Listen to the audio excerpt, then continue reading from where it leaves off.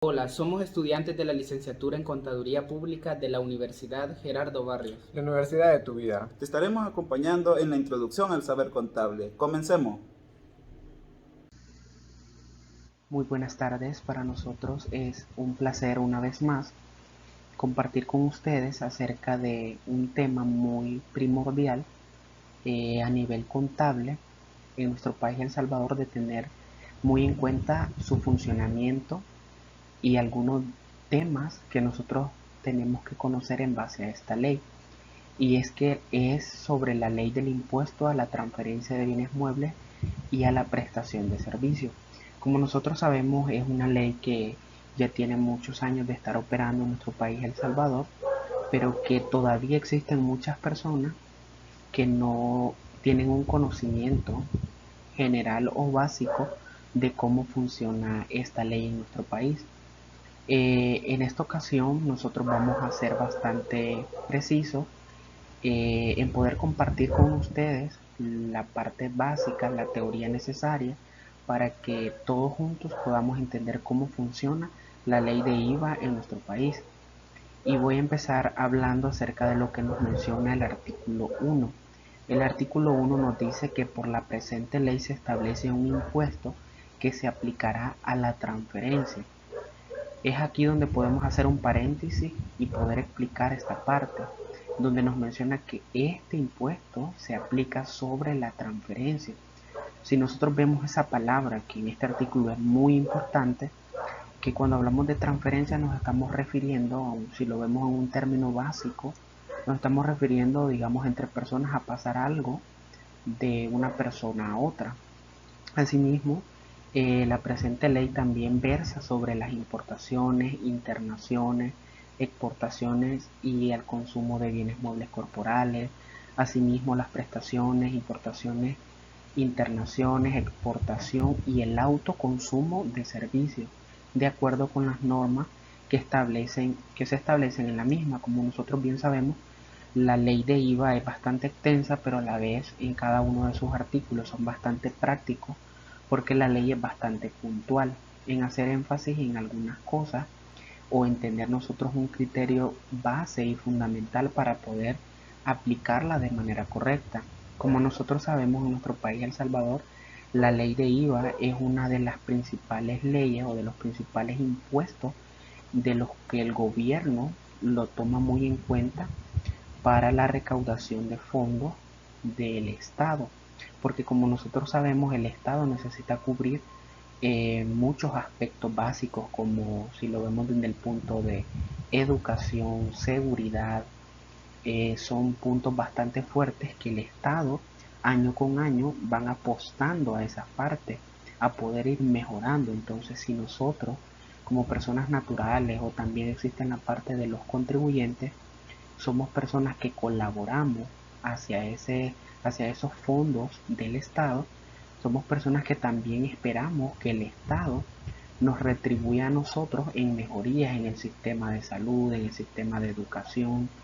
Entonces es por ello que si nosotros colaboramos con el Estado, cumpliendo lo que nos dicta la ley del impuesto a la transferencia de bienes muebles y a la prestación de servicios, nosotros somos personas que también vamos a esperar ese tipo de mejoras. Es por ello que el gobierno está muy pendiente de estos aspectos, porque es de ahí donde el gobierno puede suplir todos esos gastos que se van generando a raíz de las cosas que van surgiendo en un año. Asimismo, nosotros sabemos que esta ley de IVA es un impuesto indirecto. ¿Por qué razón es un impuesto indirecto? Porque como nosotros sabemos, la ley de IVA va sobre el consumo. Es por esa razón que como nosotros somos personas que somos consumidores, entonces es ahí donde nosotros también vamos colaborando en la parte del impuesto a la transferencia de bienes muebles. Más adelante iremos explicando el por qué en nuestro medio se conoce como la ley de IVA, que significa impuesto al valor agregado. Entonces son términos que nosotros debemos de manejar, a pesar de que son bastante básicos, para a medida vayamos avanzando en el tema ir comprendiendo cuáles son los hechos generadores, cuáles son algunas cosas que están exentas en la ley de IVA, porque todo eso se va dando. Entonces, prácticamente eso es lo que vamos a tratar de enfatizar para que después de esta temática todos tengamos un conocimiento previo acerca de lo que es la ley de IVA y todos podamos comprender de la mejor manera. Ya entrando en materia, podemos ver la parte de la tipología de los tributos. Como nosotros bien sabemos, cuando nos referimos a la parte de tipología, estamos haciendo énfasis a la clasificación en términos sencillos, porque la ley de IVA va también ligado o va de la mano con algunos códigos. En este caso los vamos a hacer referencia a lo que nos menciona el artículo 11 del Código Tributario, porque el artículo 11 nos establece que las obligaciones que establece el Estado en ejercicio de su poder de imperio, cuya prestación en dinero se exige con el propósito de obtener recursos para el cumplimiento de sus fines. Todo este texto hace referencia a lo que son la definición de tributos. Entonces, en primeras instancias nos menciona obligaciones que establece el Estado. Como lo veíamos anteriormente, nosotros somos, ya sea en la calidad de contribuyente o en la calidad de responsable, nosotros tenemos la obligación, ya que esta es la que establece el Estado, de contribuir. Nosotros también sabemos que si nos referimos a la parte de tributar, sabemos que tributar nos referimos a pagar algo. Entonces, en este caso, nosotros estamos siempre, a medida vamos consumiendo, porque ya vimos anteriormente también que la ley de IVA se basa en el consumo. A medida nosotros vamos consumiendo, ya sean bienes o servicios, nosotros vamos contribuyendo al Estado, porque a raíz de esto nosotros, porque nos menciona el texto que se derivan de ideales comunes de convivencia, seguridad, orden interno, progreso y justicia, que por esa razón existe la parte de la ley de IVA, porque mencionábamos también que la ley de IVA es uno de los impuestos para la recaudación de fondos del gobierno, es uno de los impuestos principales, porque siempre el Estado, el gobierno va buscando siempre ideales comunes de buena convivencia, de seguridad. Como nosotros podemos ver hoy en día, la seguridad en nuestro país está bastante fuerte, y eso también es a medida por las cosas o las fases que el gobierno ha establecido, pero también eso ha funcionado la recaudación de impuestos. También se logra mantener un orden interno, un buen progreso y la justicia, hacer cumplir la justicia. Entonces eso es importante, que tanto la ley de IVA como el Código Tributario tienen mucho por apoyarse una entre otras. Entonces es importante que nosotros dejemos bien en claro que es una obligación que establece el Estado. También, a medida de ejemplo, nosotros podemos ver que nosotros como personas somos bien consumistas. Si nos vamos a ver a la parte de productos, a raíz del tiempo nosotros estamos comprando alimentos que son para nuestra canasta básica, que eso lo estamos haciendo. Hay personas que las compras las hacen semanal, hay otras personas que las hacen a los 15 días, otras personas que lo hacen al mes. En la parte de alimentos hay otras personas que compran ropa. Si lo vemos en la parte de productos, esa ya es consumo. Si lo vemos en la parte de servicios, nuestro vehículo necesita un servicio de poder llevarlo a un taller automotriz. Asimismo, también nosotros necesitamos de consultas médicas. Ese sería un servicio también clasificado como en la parte de los servicios. Entonces, esas serían como las clasificaciones a medida de ejemplo de las cosas que nosotros como seres humanos vamos necesitando. Entonces, es por ello que el gobierno lo hace una obligación que establece el Estado en ejercer de su poder de imperio, cuya prestación en dinero se exige, pero con un propósito de obtener recursos para el cumplimiento de sus fines, que ya enfatizamos bastante cuáles son esos propósitos, ¿verdad? Entonces es importante que quede claro que también el Código Tributario se va refiriendo a las diferentes leyes que existen, en este caso haciendo énfasis en la ley de IVA. De igual forma, existe una estructura del sistema tributario salvadoreño, que es el que vamos a estar analizando ahorita. Y como nosotros sabemos, el Ministerio de Hacienda de El Salvador divide los impuestos en dos grandes categorías, lo que son impuestos directos e impuestos indirectos. Vamos a dar una pequeña definición de cada uno de ellos para que vayamos comprendiendo de una mejor forma. Cuando nos referimos a los impuestos directos, se definen como los pagados inicialmente por personas que sufren el gravamen del impuesto. Para que nosotros comprendamos con un ejemplo sencillo, podemos hablar de impuestos directos. Ejemplo de ello podría ser el impuesto sobre la renta, porque este va sobre la capacidad económica de la persona. En este caso, el gobierno da unas tablas para nosotros poder ver si la persona tiene la capacidad económica en base a sus ingresos de poder contribuir, porque como nosotros sabemos, el impuesto sobre la renta es, en términos sencillos, si tú ganaste, entonces tienes que compartir tu ganancia. En términos sencillos, si lo vemos desde este punto. Entonces, a manera de ejemplo, el impuesto sobre la renta es un impuesto directo. Ahora bien, los impuestos indirectos, pues dice que se definen como el que se traslada a la persona que legalmente le corresponde el pago a otra. En este caso, un ejemplo bien práctico es el IVA, porque como hemos venido viendo, este versa sobre el consumo. Por esa razón es un impuesto indirecto.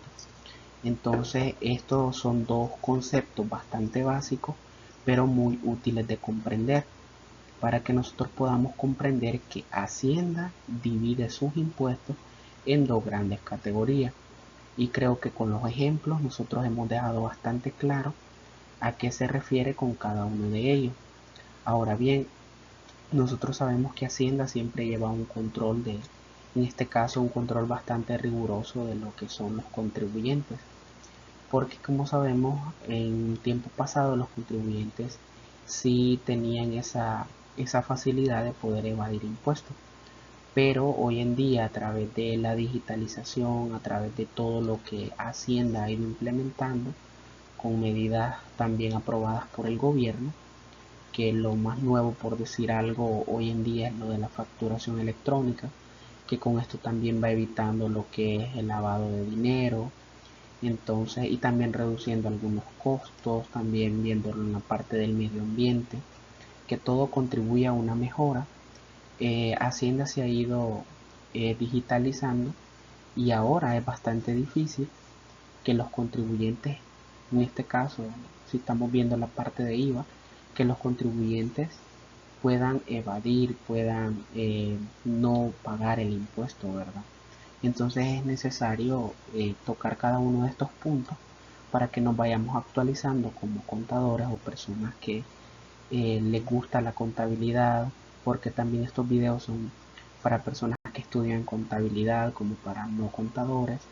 Entonces a todos nos ayuda a conocer un poco sobre estos temas y temas afines, ¿verdad? Que siempre tienen mucha relación, en este caso con la parte de IVA. Impuesto al valor agregado. ¿Qué se entiende por valor agregado? En nuestro medio hay personas que no conocen el nombre completo de la ley de IVA, que en este caso es el ley del impuesto a la transferencia de bienes muebles y a la prestación de servicios. Entonces hay personas que solo lo conocen como el IVA, hay personas que lo entienden con el significado de valor agregado, y no está del todo mal, porque lo de valor agregado es un término bastante utilizado y que tiene su significado. Hay personas que quizás solo lo ven como valor agregado, pero en realidad, ¿qué es el valor agregado? Es una pregunta que todos nos debemos de hacer, porque partiendo de acá vamos a entender muchas cosas de lo que es esta ley y cómo funciona. La teoría nos menciona que el IVA, como se conoce en nuestro medio, es un impuesto sencillo de comprender y fácil de aplicar correctamente. pero para algunos tiene complejidades inherentes a su propia estructura, lo que les dificulta la determinación de cuánto se debe pagar o el saldo a favor. Hoy en día hay muchas personas, si nos vamos a la parte empresarial, hay muchos empresarios que ellos solo compran y venden, pero no entienden realmente cómo se determina el impuesto del IVA. O sea, ellos no comprenden si yo tengo más ventas que compras, qué pasa, o si tengo más compras que ventas. La teoría nos habla al final de este primer párrafo de un saldo a favor. En este caso, cuando nosotros vamos a elaborar la declaración de IVA, nosotros tenemos que cruzar datos, y estos datos que cruzamos o que comparamos a medida de cuando nosotros hacemos compras, estamos viéndolo desde el punto del crédito fiscal. Cuando nosotros hacemos ventas, nos estamos refiriendo a un impuesto que se llama débito fiscal. Entonces, al final de un mes, para nosotros elaborar la declaración de IVA, tenemos que comparar estos dos datos, el crédito fiscal versus el débito fiscal, o viceversa, ¿verdad? Si yo tengo más débito fiscal que crédito fiscal, yo tengo que pagar, o sea, yo tengo que enterar ese dinero según el cálculo. Pero si yo tengo mayor crédito fiscal que débito fiscal, entonces eso es lo que nos menciona la teoría, que al final en la declaración me quedaría un saldo a favor. O sea que yo no pagaría IVA en ese mes, pero con el saldo a favor que me queda, ese me lo puedo deducir el mes siguiente. Digamos que a mí me quedó un saldo a favor, por ejemplo, de $50 y el mes siguiente me sale a pagar 25, ya como ya tengo $50, eso me absorbería esos $25. Entonces ya no, el mes siguiente ya no tendría que pagar.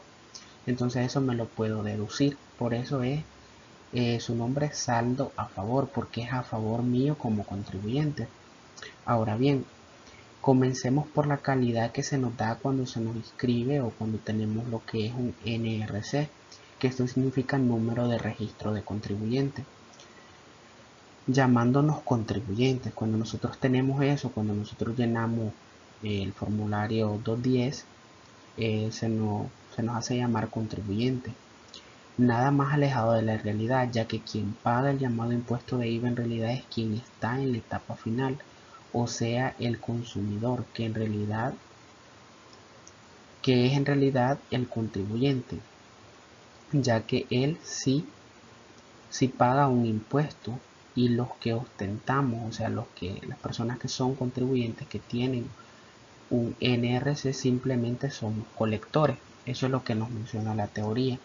Eso nos da a entender que si una persona, digamos, se dedica a la venta de productos básicos de primera necesidad, él en cada una de sus ventas que realiza también tiene incluido, entonces lleva un valor agregado. Entonces sobre ese valor agregado es lo que al final se paga impuesto.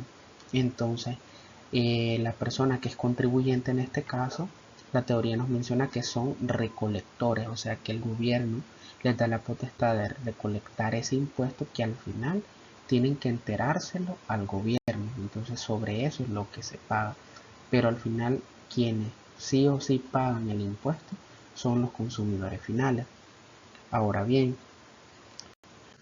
y nos volvemos contribuyentes, dice, cuando compramos bienes o servicios que por imperio de ley no podemos deducirnos el impuesto pagado. Entonces sí o solo sí podemos afirmar hemos contribuido.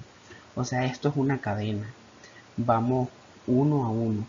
Si yo compro me toca pagar, si yo vendo también. Entonces es en ese sentido donde al final siempre nosotros salimos pagando el impuesto de IVA.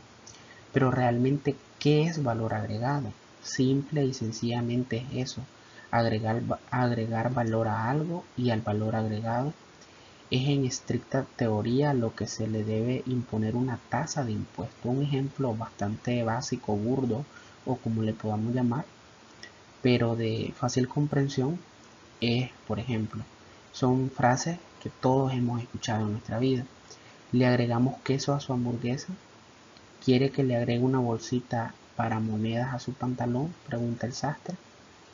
Sobre eso que se agrega, espera recibir el fisco el impuesto establecido. Entonces, tenemos que entender que sobre todo lo que vayamos agregando, sobre lo que hemos explicado que ha sido valor agregado, hay unos ejemplos básicos que nosotros vamos, que en la parte, en la vida cotidiana se van dando. Entonces es ahí donde nosotros podemos entender de una mejor forma qué es el valor agregado.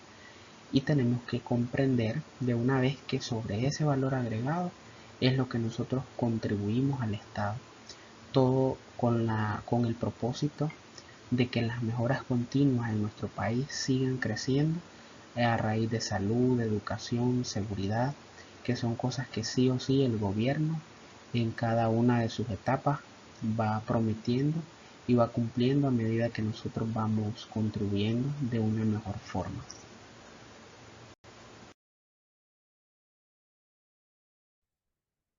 Vamos a hablar ahora un poco sobre